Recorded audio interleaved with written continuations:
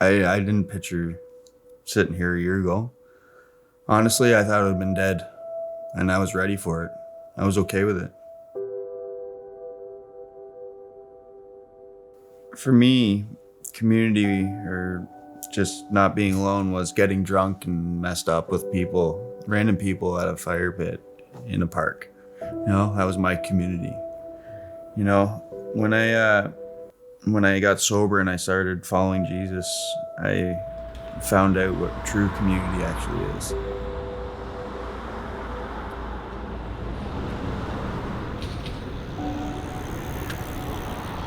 Moved down to Christie Pits. I was out there every night. I was in that park faithfully. After work, I'd go straight there in my work clothes still. I'd stop at the beer store on the way, end up in the Christie Pits Park. I'd be down there hanging out with people that I thought were my friends, just using drugs and drinking together and hanging out at the fireplace. Right? And that was my routine for a good year.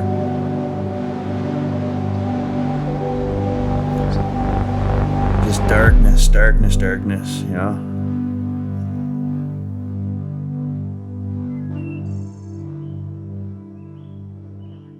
So I met Ryan when I was at Christie Pits Park with a bunch of ladies from church, and we were just diving into the Word. We were hanging out, and it was a little bit later in the evening, and we had all sat down and just kind of dived into talking about some topics.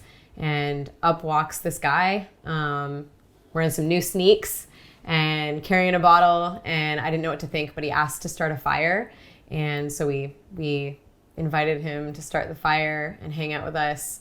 And he promised to be quiet, but I couldn't help myself and started asking so many questions. And at one point he just broke down crying, sobbing actually. And he just poured out his heart and told us his story. And God spoke to me very clearly the word freedom over his life.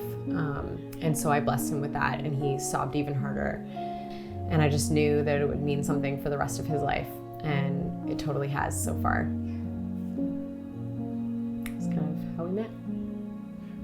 So you had come home all excited telling me about this guy that you met in the park, and I almost half didn't believe it, but we tried to connect with him, and it just turns out that the day it worked out, the first time for all of us to hang out, was October 2020, exactly on my birthday. And so, well, it took us a little bit to figure out where he was, and we couldn't really figure it out, so we just all piled in the car, you, me, the two kids, and we went to go find him, and eventually we did find him outside Sobeys, like just out of his mind, stumbling all over the place with his guitar and a bag of groceries because he didn't want to come empty-handed.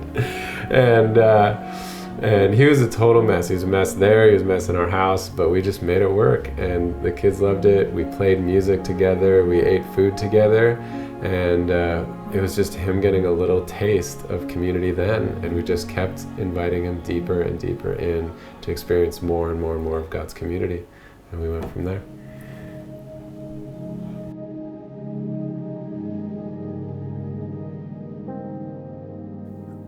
Community has helped me figuring it out who I am too, in a sense. I still got a lot to figure out, 24 years of abuse, and I'm being reborn. Like I'm basically going from being a child to brand new again. They built me up. They made me part of their community.